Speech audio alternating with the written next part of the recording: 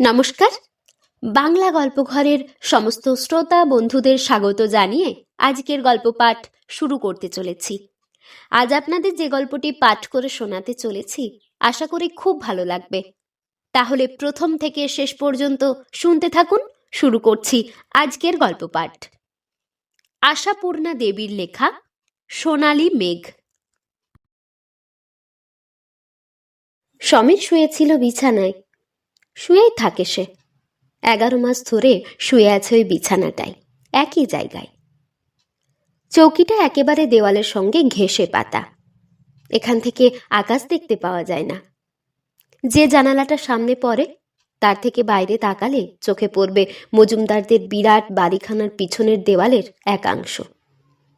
সেকেলে আমলের ছোট ছোট ইঁটে গাঁথা নোনা ধরা দেওয়াল। চুনবালির আস্তরণ কলকালে ছিল, এখন আর বিশ্বাস করা তা কঠিন।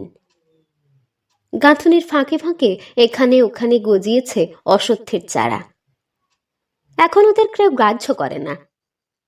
উদাসীনভাবে তাকিয়ে দেখে শ্যামল কয়েকখানি পাতার নিচে নিচে কোন ফাঁকে জন্ম নিচ্ছে আরো কোমল, আরো উজ্জ্বল নতুন পাতার দল। কে সন্দেহ করবে ওই সবুজ শোভার মধ্যে লুকানো আছে ধ্বংসের বীজ? কে বিশ্বাস করবে এই বিরাট অট্টালিকাকে ভূমিসাৎ করবার শক্তি সংগ্রহ করে নিয়ে এসেছে ওর ওই শিশু দেহের অন্তরালে? বহুবার দেখেছে মানুষ, বারে বারে ঠকেছে, তবু উদাসীন অবহেলায় তাকিয়ে দেখে দেওয়ালের গাঁথুনিতে ফাটল ধরিয়ে গজিয়ে ওঠা কচি পাতা ওই দুখানাকে। হয়তোবা তাকিয়ে দেখেও না। মজুমদাররাও এখনো তাকিয়ে দেখছে না, নয়তোবা যখন তাকিয়ে দেখেছে ভেবেছে গাছ কটা কেটে ফেলা দরকার, যেমন ভেবেছিল সমীরের মা বাপ বছর দেড়েক আগে। ছেলেটাকে একবার ভালো করে ডাক্তার দেখানো দরকার। এ কথা অনেকবার ভেবেছে ওর মা বিরজা আর বাবা সুধাংশু মোহন। যতবারই লক্ষ্য করেছে ছেলেটা কেমন অস্বাভাবিকভাবে পা টেনে টেনে হাঁটছে, উঠতে বসতে যন্ত্রণায় মুখ বিকৃত করছে, ততবারই এ সাধু সংকল্প জেগেছে ওদের মনে। না না, অগ্রাহ্য করা ঠিক নয়, ভালো একটা ডাক্তার দেখানোই উচিত। পড়ে গেল না, হোঁচট খেল না, শুধু শুধু 6 মাস ধরে পায়ে একটা ব্যথা আটকে থাকবে, এ কি আশ্চর্য কথা বলো। 6 মাস ধরে এই ধরনের অনেক কথা অনেক সময় বলা বলি করেছে ওরা দুই স্বামী স্ত্রী, কিন্তু সন্দেহ করেনি এটা কিছু মারাত্মক। সন্দেহ করেনি এই বলিষ্ঠ কিশোর দেহকে ভূমিসাৎ করবার ভূমিকা নিয়ে এসেছে তুচ্ছই ব্যথাটুকু। তাই ভালো ডাক্তার দেখানোটা আর হয়ে ওঠেনি। গ্রামে তো আর তেমন ডাক্তার নেই, যেতে হবে সদরে। সুবিধে হবে তবে তো। তোড়জোড় করে সদরে যাবে। শুধু একটা কাজ সেরে আসতে হলেই বা মজুরি পোষাবে কেন? একটা বন্ধকি জমির বাকি সুদ না কি ছাই তার জন্যে পরামর্শ করবার আছে যোগীন উকিলের সঙ্গে। গায়ের একখানা র্যাপার কেনবার ইচ্ছে সুধাংশুর অনেক দিন থেকে। এখানকার হেটোমার্কা সুতি র্যাপার নয়, সত্যিকার পশমের র্যাপার। জোড়া দুই কাপড়েরও দরকার বিরজার আর নিজের। সমীরের একজোড়া জুতো। যেতেই যদি হয় সদরে, সেখান থেকেই কেনা ভালো। এতগুলো ভালো ইচ্ছেকে কার্যকরী করতে হলে যে ভালো জিনিসটার দরকার, সেটা বড় একটা একসঙ্গে বেশি থাকে না। কাজে কাজেই তা না না করতে করতে 6 মাস কেটে গেছে। পায়ের ব্যথা বেড়েই চলেছে। সংসারের কাজ নির্ভুলভাবে সেরে সময় পেলে বিরজা কোনো কোনো দিন একটু কর্পূর তেল মালিশ করে দিয়েছে ছেলের পায়ে। কোনোদিন বা বলেছে, হ্যারিকেনের মাথায় কাপড়ের পুঁটলি তাতিয়ে তাতিয়ে একটু সে দেই, দেখ দেখিনি, আরাম পাবি। সমীর এত বড় নামটা তার বলতে ভালো লাগে না, খোকায় সুবিধে। নামটা বিরজার পছন্দও নয়, নিজেদের রাখাও নয় নামটা। ওই মজুমদারদের ছোট ছেলে জিতেন ছোটবেলায় যে বিশেষ প্রিয় ছিল বিরজার, দিনের বেশিরভাগটা কাটাতো বিরজার কাছে, তারই পছন্দ করা নাম।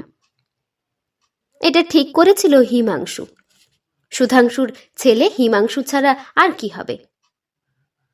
এই তো বিধি নামকরণের। জিতেন যদিও মস্ত একটা মাতব্বর লোক নয়, তবু বিরজার উপর স্নেহের দাবিতেই একেবারে নাকচ করে দিয়েছিল নামটা। বলেছিল, আরে ছ্যা, এসব নাম আবার এখন চলে নাকি নতুন কাকিমা? বড় সেকেলে হয়ে গেছে। নেহাতি যদি মিলিয়ে নাম রাখতে হয় বরং শুভ্রাংশু চলতে পারে। শুভ্রাংশুকে আবার বিরজা একদম বাতিল করে দিল। ছেলের নাম উচ্চারণ করতে হলে যে দাঁত কটা থাকবে সেগুলোও ভাঙতে হবে। এ তার পছন্দ নয়। অবশেষে অনেক ভেবে চিনতে একটা নাম নির্বাচন করে দিয়েছিল জিতেন। বারে বারে আর না করতে পারেনি বিরজা। তবে ডাক নামটা খোকায় বহাল আছে।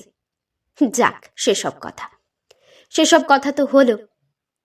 তা 16 বছর আগের আলোচ্য ঘটনাটা এই বছর দেড়েকের। সদরে গিয়ে ভালো ডাক্তার দেখিয়ে আবার সংকল্পটা বজায় থাকলেও কর্তব্যের নেহাত ত্রুটি করেনি সুধাংশু। কবরেজ মশাইয়ের কাছে গিয়ে দেখিয়েছে ছেলেকে। ধমকের চোটে অর্ধেক রোগ সারাতে পারি, এমনি একটা আত্মগরিমা আছে শিরিষ কবরেজের।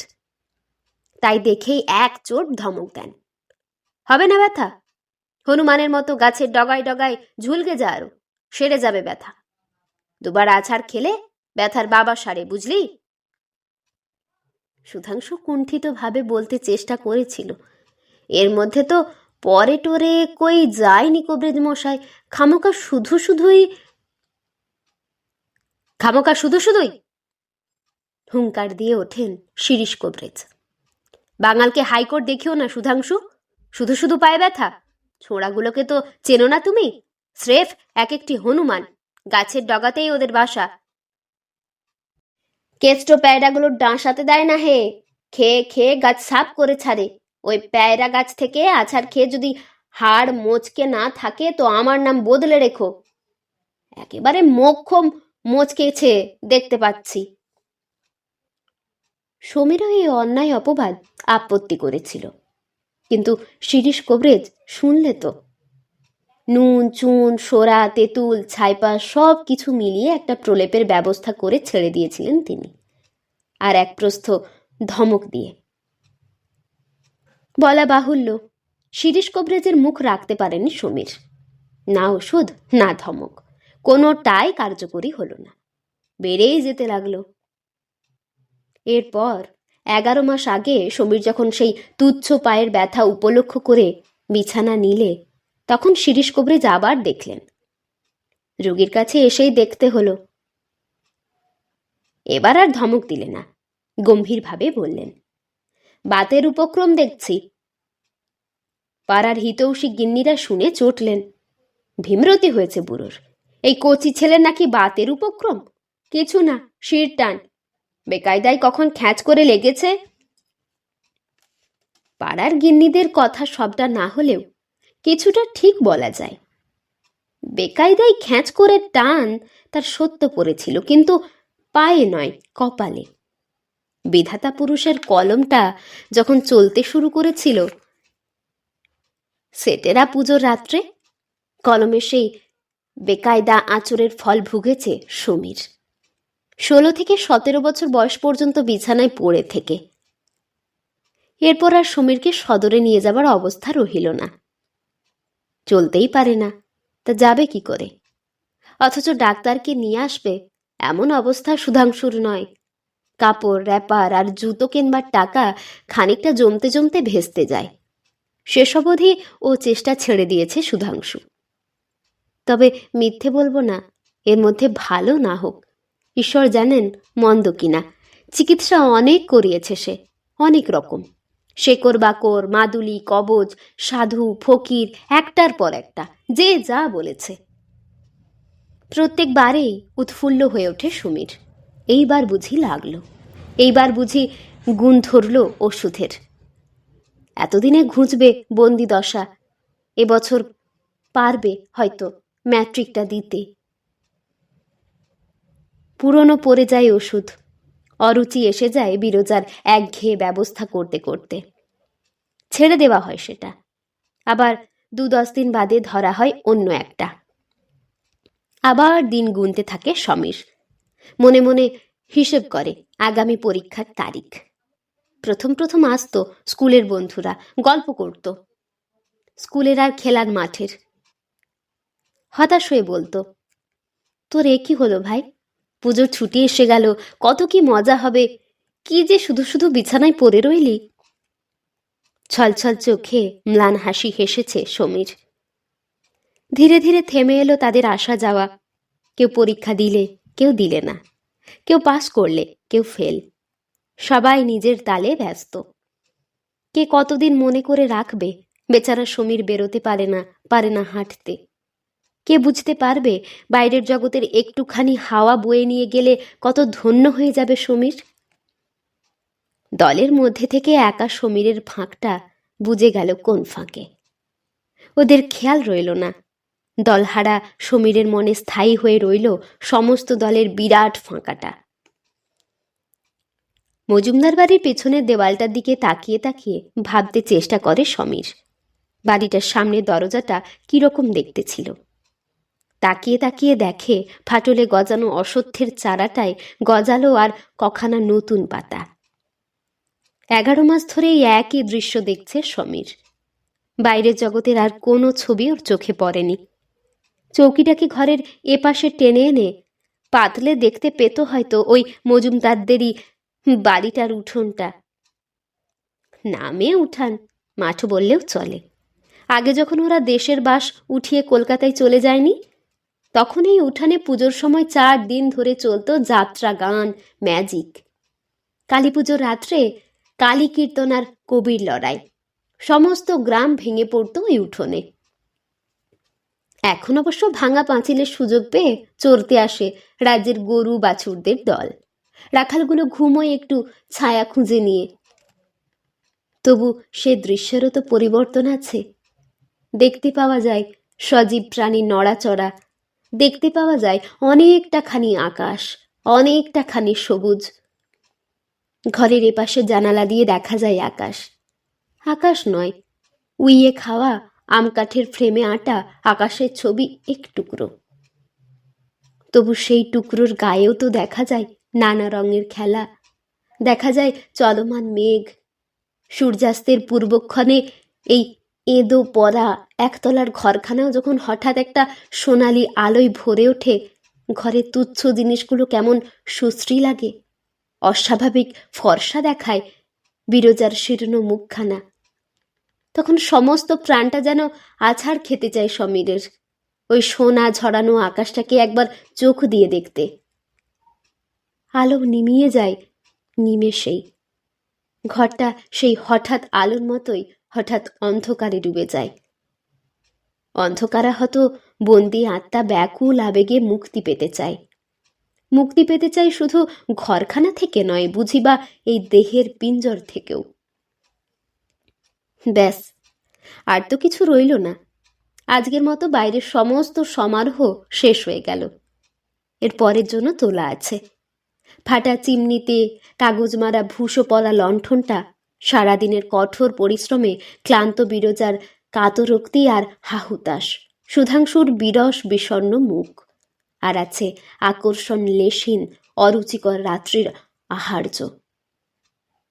খাবার দেখলে রসনা বিদ্রোহ করে ওঠে, কিন্তু বিরজারই বা কোথায় পাবে এর চেয়ে ভালো?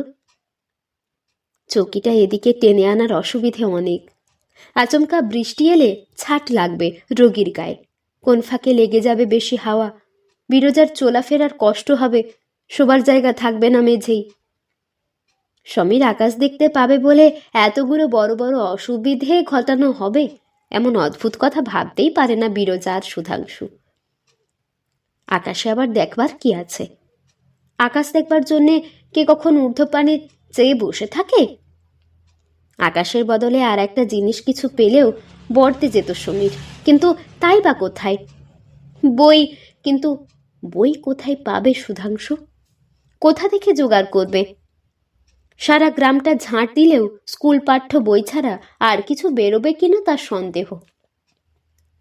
তা তো এখান ওখান থেকে এনে দিল কতগুলো, রামায়ণ, মহাভারত, চাঁদ সদাগর, যাত্রা গানের পালা, দুর্গেশ নন্দিনী, আনন্দমঠ, আরও কি কি যেন। ছেলে যদি দুদিনে একটা আস্ত বই শেষ করে ফেলে কি করবে সুধাংশু? এখন ইচ্ছে একটা খবরের কাগজের, তাও আবার জেলার কাগজ নয়, কলকাতার।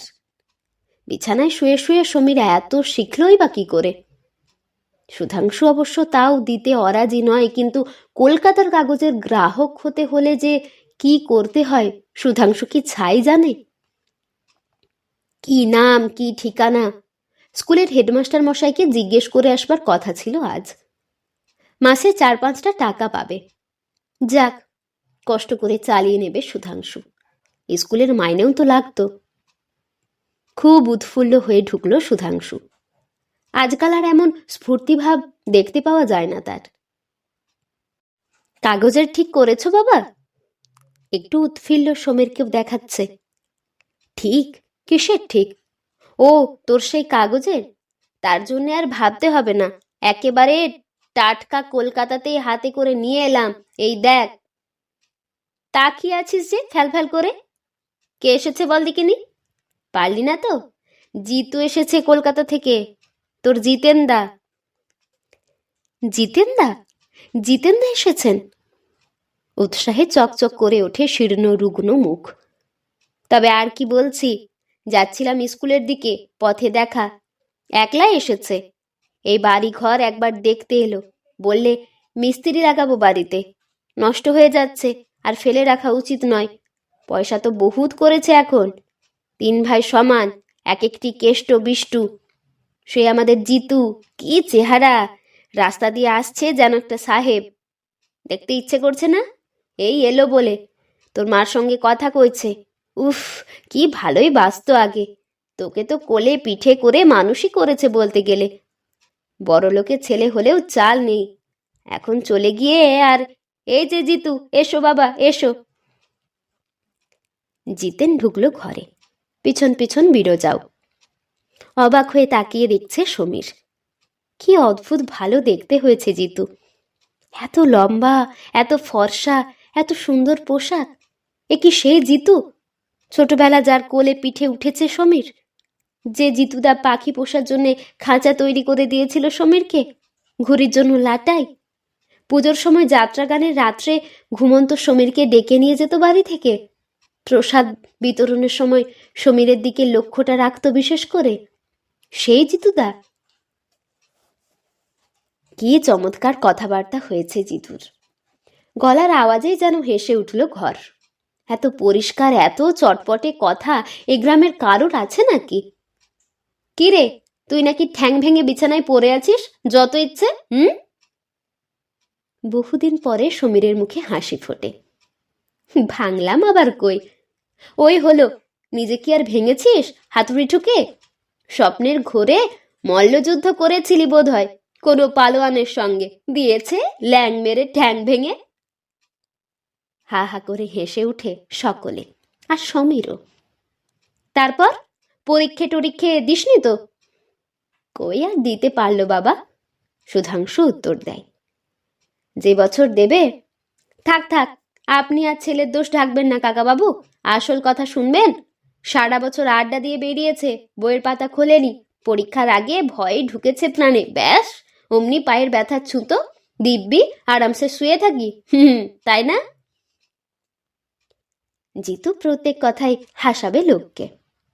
ঘরের হাওয়া কি হালকা লাগছে, মনে হচ্ছে যেন খোলা আকাশের নিচে রয়েছে সমীর। তোমার এই ছেলেটির চালাকি আমি ঘোরাচ্ছি নতুন কাকিমা, অসুখ না হাতি? আরে বাবা, একবার এক্সরে করলেই তো ধরা পড়বে কি হয়েছে পায়ে, বেরিয়ে যাবে ফাঁকি। সে তো বুঝি বাবা, সুধাংশু উত্তর দেয়, কিন্তু আমাদের কাছে তো সব আকাশ কুসুম।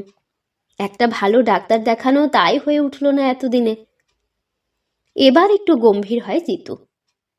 তা অবশ্য দেখালেও পারতেন, কিছু না হোক মনের নিশ্চিন্ততার জন্যে। তা ভালো না হোক মন্দ কেউ তো দেখেছে। এবার কথা কয় বিরজা। নিয়ম করে আর কে দেখেছে, ওই যে যখন বলেছে করেছি। এখন তো সবাই বলছে হাড়ে নাকি ঘুণ ধরেছে। লোকের তো আর বলতে পয়সা লাগে না। ধমক দিয়ে ওঠে জিতেন। হাড়ে ঘুণ ধরেছে? বললেই হলো, সাপ ব্যাং কিছু একটা না? এ যেন তোমার আম কাঠের জানালা, তাই ঘুণ ধরেছে। জন্মে শুনিনি বাবা এমন কথা। ও যা হয়েছে আমি বুঝেছি, বিশেষ কিছু না। কলকাতায় এই রোগ খুব হচ্ছে আজকাল, তেমনই নতুন নতুন ইঞ্জেকশনে উঠেছে, একেবারে অব্যর্থ। গোটা কতক দিলেই ব্যাস, উঠে গিয়ে হাডুডু খেলবি। আনন্দে উৎসাহে বুকের ভেতরটা ধকধক করে ওঠে সমীরের, জল জল করে ওঠে রুগ্ন শ্রীহীন মুখ। আসবে এমন দিন, সমীর আবার পৃথিবীর মাটিতে পা দেবে, ছুটোছুটি করে খেলবে। সত্যি জিতুদা, আছে এমন ওষুধ? সত্যি না তো কি মিথ্যে বলছি? খুব ওস্তাদ ছেলে তুই। পৃথিবীর সমস্ত বৈজ্ঞানিকরা 24 ঘন্টা মাথা ঘামিয়ে ঘামিয়ে ন্যাড়া হয়ে যাচ্ছে কেন? হুম, তোর তো কিছুই হয়নি। সত্যিকার ভীষণ ভীষণ অসুখেরও এমন সব ইঞ্জেকশন বেরিয়েছে, শুনলে হাঁ হয়ে যাবি। কলকাতায় ছাড়া পাওয়া যায় না জিতুদা? আগ্রহে আর আশঙ্কায় গলাটা কেমন ধরে আসে যেন। তা অবশ্যই যায় না, তাতে কি? এই তো কালই চলে যাচ্ছি আমি, গিয়েই তোর সব ব্যবস্থা করছি। এতদিন কি জানি ছাই তুই এরকম ফ্ল্যাট হয়ে পড়ে আছিস? বিজ্ঞানের কত উন্নতি হয়েছে, খবর রাখিস কিছু? এ তো যুদ্ধের সময় বোমায় হাত পা উড়ে যাওয়া লোকেরও সব এখন ফুটবল খেলছে, মোটর গাড়ি চালাচ্ছে। তোর পা আমি ঠিক করে ছাড়বো। সত্যি বাবা, হঠাৎ ঝরঝর করে কেঁদে ফেলে বিরজা। একটু চেষ্টা করে দেখবে ছেলেটার জন্যে, ও তোমার তো ছোট ভাইয়ের মতো। আহ কি জ্বালা, কান্না শুরু করে দিলে কেন? ও আমার ছোট ভাইয়ের মতন কি বর্দার মতন তার বোঝাতে হবে আমাকে? হ্যাঁ, তুমি ভুলে গিয়েছো আমায়, নইলে এতদিনের মধ্যে একটা চিঠি দিতেও পারতে। অপ্রতিভ হয়ে চুপ করে থাকে বিরজা। সত্যি তো, জিতু যে তাদের কত আপনার সেটা আগে ভাবা উচিত ছিল। সমীরকে তো জিতুই একরকম মানুষ করেছে।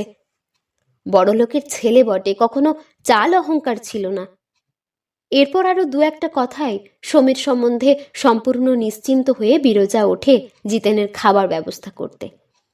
সুধাংশুকেও চোখ টেপে, ব্যবস্থা তো একলা হয় না। সুধাংশু উঠতে উঠতে বলে, ভালো কথা, তোর ওই কাগজের কথা জেনে নে জিতুদার কাছে। কাগজ? কি কাগজ? খবরের কাগজ জিতুদা। সারাদিন চুপ করে শুয়ে থাকি, এত ইচ্ছে করে বই পড়ি, কিন্তু কোথায় পাবো? শহরে কত কি আছে, এখানে তো একটা লাইব্রেরি টাইব্রেরি কিচ্ছুই নেই ছাই। তাই ভাবি রোজ একটা করে খবরের কাগজ যদি পাই, ভালো কাগজ। এই কথা? এবার জানার কি আছে রে হাঁদা, গ্রাহক হলেই হলো। তা তো জানি, কিন্তু কোথায় লিখতে হয়, কোন কাগজটা ভালো, কিছুই জানি নে। সমীর অপ্রতিভভাবে হাসে। আচ্ছা আচ্ছা, ঠিক আছে, বেশি আর কিছু জানতে হবে না তোকে। কাগজ পেলেই তো হলো নাকি? কি চাস, আনন্দবাজার না যুগান্তর? কম্পিত কণ্ঠে সমীর বলে, তুমি বলো না। বেশ, আমিই দেবো এখন একটা ঠিক করে, তোর নামেই আসবে, কেমন? বেশ মজা লাগবে। তা শুধু কাগজ কেন, মাসিক পত্র টত্রও তো দু একটা পড়তে পারিস। সমীর ম্লান হাসে, কথা কয় না। পড়তে পারবে না কেন? পড়বার জন্যেই তো সে পাগল, কিন্তু পেতে পাবার প্রশ্ন একটা আছে তো। জিতু বলে চলে, আচ্ছা রোশ, খান 2-3 পত্রিকার গ্রাহক করে দেব তোকে। তোদের বয়সের মতো, মানে কিশোর পত্রিকা যে কত উঠেছে আজকাল। সে যে অনেক টাকার ব্যাপার জিতুদা। সমীর হতাশ হয়ে নিঃশ্বাস ফেলে। বটে, খুব যে বিজ্ঞ হয়েছিলি। আবার টাকার ভাবনাও ভাবতে শিখেছেন বাবু। পাকামি, গিয়েই অর্ডার দিয়ে দেব, নিশ্চিন্তি থাক। জিতুদা, কৃতজ্ঞতায় 2 চোখ ছলছল করে আসে সমীরের। স্বয়ং ভগবান কি জিতুদা মূর্তি ধরে ছলনা করতে এলেন? জিতু ওর মুখ পানে চেয়ে একটা নিঃশ্বাস ফেলে। আহা, সেই খোকা, নধরকান্তি ছেলেটি, নতুন কাকিমার একটি মাত্র সন্তান। কি হাল হয়েছে তার, কি যে হয়েছে ওর! জিতেনের সে আর বুঝতে বাকি নেই, কিন্তু এখনো চেষ্টা করলে কি হয় না? প্রতিকারের বাইরে চলে গেছে একেবারে। এই কি সম্ভব? ভগবান কি নেই? এমনি করে ঘরে ঘরে অকালে শুকিয়ে যাবে আমাদের দেশের তরুণ প্রাণগুলি? কেউ ভাববে না তাদের কথা? কেউ দেখবে না তাকিয়ে? এই অক্ষম অসহায় অজ্ঞতা আর অভাবে নিষ্পেষিত মানুষগুলোর জন্য কারোর কোনো দায়িত্ব নেই? প্রত্যেকটি কৃতী লোক পারে না একটা করে মানুষের ভার নিতে? আইনের দায়ে নয়, মানবতার দায়ে। কেন জিতুই কি পারে না এই নিরুপায় হতভাগ্যকে নিশ্চিত মৃত্যুর মুখ থেকে টেনে আনবার চেষ্টা করতে? কত অর্থ অপচয় হয় তার হাতে, কত উড়ে যায় অপ্রয়োজনীয় বিলাসিতায়। তার একাংশ খরচ করলেও উচিত মতো চিকিৎসা হতে পারে এই ছেলেটার, ফিরে পেতে পারে নতুন তাজা জীবন। স্নেহের করুণায় সারা হৃদয় ছলছল করে ওঠে জিতুর। মুখে কিন্তু সে তেমনই হৈ হৈ করেই কথা কয়। বই পড়তে খুব ভালোবাসিস বুঝি? কি কি পড়েছিস? সমীর লজ্জিত মুখে বলে, কি বা আছে এখানে? রামায়ণ, মহাভারত, দুর্গেশ নন্দিনী আর আনন্দমঠ। চাঁদ সদাগরের পালাগানেরও একটা কথা উল্লেখ করে না। জিতু হতবুদ্ধি হয়ে গেল। শুধু এই? সে কি রে, বইয়ের অভাবে বই পড়া হয় না? এ কি আবার কথা? এটা আবার একটা কথা নাকি? কলকাতার সমৃদ্ধ জীবনে অভ্যস্ত জিতু অভাবের স্বরূপটা দেখে বিশ্বাস করে উঠতে পারে না। পারবেই বা কি করে? ছাপার কাগজে মোড়া কলকাতা শহরের বাসিন্দা যে সে, যেখানে জল, স্থল, আকাশ, অন্তরিক্ষ সবাই অহরহ ছাপার অক্ষরে ত্রিশূল নিয়ে তেড়ে আসছে চোখে খোঁচা মারতে, যেখানে নিষ্ঠা সহকারে সরস্বতী পুজো পালন করতে হলে চোখে রুমাল বেঁধে বসে থাকা ছাড়া উপায় নেই, সেখানের লোক কি করে বিশ্বাস করবে ছাপার অক্ষরের একটি লাইনের জন্য কত লালায়িত হয়ে থাকে একটি তৃষিত প্রাণ? চোখটা জ্বালা করে ওঠে জিতুর, আর হাসি খুশির ঠাট বজায় রাখতে পারে না যেন। সকরুণ মমতায় বলে, তুই আর গোটা 4-5 দিন চুপ করে থাক সমীর। কলকাতায় পৌঁছেই আমার প্রথম কাজ হবে তোর বইয়ের সুরাহা করা, তারপর চিকিৎসার। তোদের যুগ্যি কত যে বই আমাদেরই বাড়িতে পড়ে রয়েছে তার সংখ্যা নেই। দাদার ছেলেমেয়েরা বোধহয় প্রত্যেক পুজোয় পুজোবার্ষিকী কেনে 8-10টা, আর তেমনই সব ডাকাত তো সারা বাড়িতে ছড়ানো আছে সেই বস্তা বস্তা বই। আলমারিতে তুলতে জানে না, পড়ছে, ছিঁড়ছে, ফেলে দিচ্ছে, আবার কিনছে। সুবিধা থাকলে একেবারে বস্তা করে পাঠিয়ে দিতাম তোকে। যাক, কিছু কিছু করে পার্সেল করব মাঝে মাঝে, কি বলিস? বলবে কি আর সমীর? কিছু বলবার ক্ষমতা কি তার আছে? চোখের কোল দিয়ে উপচে পড়ে এক ঝলক আবেগ তপ্ত অশ্রু। খেতে বসে ধীরে ধীরে কথাটা ব্যক্ত করে জিতেন। রোগটা সত্যি শক্ত কাকাবাবু, লোকে যা বলেছে নেহাত মিথ্যে নয়। এ একরকম হাড়ে ঘুণ ধরায়। যাক, ভাববেন না, খুব ভালো চিকিৎসাই হচ্ছে আজকাল। সেরে যাবে কিছুদিনের মধ্যে, ঠিক সেরে যাবে। আমি গিয়েই ব্যবস্থা করব। পাতের কাছে দুধের বাটিটা বসিয়ে নিয়ে নিজেও বসে পড়ে বিরজা। চোখের জল না সামলালে চলছে না আর। ভগবানের আশীর্বাদের মতো তুমি এসে পড়লে জিতু। তোমাকে আর কি আশীর্বাদ করব বাবা? দীর্ঘজীবী হও, নিরোগ হও, এই প্রার্থনা। পরদিন চলে যায় জিতু, আশ্বাস দিয়ে যায় অনেক। দীর্ঘকাল পরে নিতাই স্যাকরার তাসের আড্ডায় গিয়ে বসে সুধাংশু। বিরজা বসে বহুদিন পরে অসমাপ্ত কাঁথাখানি নিয়ে সেলাই করতে। আর কি, সব তো ঠিক হয়ে গেছে। বাড়ির আবহাওয়ায় যেন বাজছে কিসের আগমনী সুর। যেন সমীর ভালো হয়ে গেছে, যেন ওদের জীবনে আর কিছু ভাববার নেই, দুশ্চিন্তা করবার নেই। অনেক দিনের বুকচাপা পাথরখানা বুক থেকে সরে গেছে বুঝিবা। আর সমীর, হাত দিয়ে যদি দিনগুলো ঠেলে দেওয়া যেত। বস্তা বস্তা বই, কিরকম দেখতে লাগে সেই দৃশ্য। হাই ভগবান, সমীরের যদি ডানা থাকতো। ওষুধ, ইঞ্জেকশন, ডাক্তার, বৈজ্ঞানিক, খেলার মাঠ, ম্যাট্রিক পরীক্ষা, এসব শব্দগুলো কি অর্থহীন? মাথার মধ্যে সব তালগোল পাকিয়ে যাচ্ছে কেন? ভালো করে ভাববার শক্তি নেই বলে? বইয়ের পার্সেল, গ্রাহক নম্বর লেখা কিশোর পত্রিকা, সমীরের নাম লেখা খবরের কাগজের মোড়ক এসেছিল নাকি? 5 দিন, 6 দিন, 25 দিন, 26 দিন, 5 মাস, 6 মাস, আরো পরে? না, আসেনি তো কিছু। আর কত প্রতীক্ষা করা যায়? 11 মাসের সঙ্গে আরও 7 মাস যোগ করলে কত হয় সেইটাই এখন হিসেব করে সমীর। ম্যাট্রিক পরীক্ষার তারিখের কথা আর মনে পড়ে না। অনেক বলে কয়ে ঘরের একপাশে চৌকিটা আনিয়েছে সমীর। সারাদিন আকাশের দিকে তাকিয়ে থাকে অবাক হয়ে। কত রঙের বৈচিত্র্য, কিরকম ক্ষণস্থায়ী। এই ভরে যাচ্ছে সোনালি আলোয়, তক্ষুনি নামছে অন্ধকার। ভোরের সোনালি মায়া মুহূর্তে প্রখর হয়ে উঠছে। পিয়নের পদশব্দের আশায় উৎকর্ণ হয়ে থাকবার ধৃষ্টতা আর নেই। কল্পনায় সম্ভব অসম্ভব সর্ববিধ বাধা বিঘ্ন সৃষ্টি করে করে, আর সেটা মিটে যাবার মেয়াদ দিয়ে দিনের হিসেব আর মিলিয়ে উঠতে পারে না এখন। তবু বাইরের দরজার কড়া নাড়লেই প্রাণটা ছ্যাঁত করে ওঠে। হঠাৎ যদি ভারী ভারী গলায় বলে ওঠে কেউ, সমীর কুমার বন্দ্যোপাধ্যায় কে আছেন, সই করে নিতে হবে, পার্সেল আছে। তাহলে কি করবে সমীর? কি করে বইবে সেই সৌভাগ্যের ভার? ডাকঘরে গিয়ে খোঁজ নিতে নিতে এলে গেছে সুধাংশু। তবু এখনো পথে ঘাটে বিপিনের সঙ্গে দেখা হয়ে গেলে প্রশ্ন করে, চিঠি আছে নাকি বিপিন, কিংবা কোনো পার্সেল টার্সেল? বিপিন কখনো ঘাড় নেড়ে চলে যায়, কখনো ঠাট্টা করে। পার্সেল একটা এবার আমি আপনার নামে পাঠাবো মারুজে মশাই, একটা না এলে দেখছি চলছে না আপনার। বিরোজার সেই কাঁথাখানা খানিকটা এগিয়ে আবার তোলা আছে সাঙায়। আজকাল আবার ছুঁচে সুতো পরাতে পারে না সহজে। চোখটা কেমন ধোঁয়া ধোঁয়া লাগে। মজুমদার বাড়ির মিস্ত্রি লাগবার কথা ছিল। আলো সেই কণিকাটুকুর দিকে এখন তাকিয়ে থাকে বিরোজা। কিন্তু জিতুই কি মিথ্যাবাদী? সবটাই তার অভিনয়।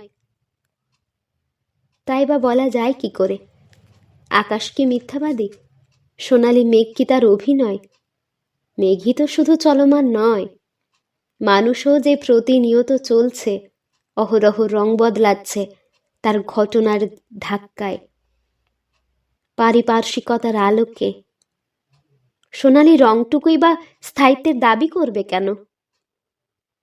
না, জিতুকে আমরা দোষ দিতে পারি না। ভেবে দেখলেই ধরা পড়বে। প্রত্যেকের মনের আকাশেই একরকম অসংখ্য সদিচ্ছার রঙিন মেঘ বাষ্প হয়ে উড়ে যাচ্ছে ঘটনাচক্রের প্রখর তাপে, অকারণ আলস্যের কুয়াশায়। তবে তো জিতু খেতে শুতে বেড়াতে কাজ করতে অনেকবার অনেক সময় ভেবেছে, কি বৃষ্টি দেরি হয়ে যাচ্ছে, ছি ছি, না এবার সত্যি কিছু করা দরকার। অন্তত খুব কতগুলো বই পার্সেল করে পাঠিয়ে দিলেও হয় বেচারাকে, গোটা কতক টাকা জমা দিয়ে এলেই হয় একখানা খবরের কাগজের অফিসে।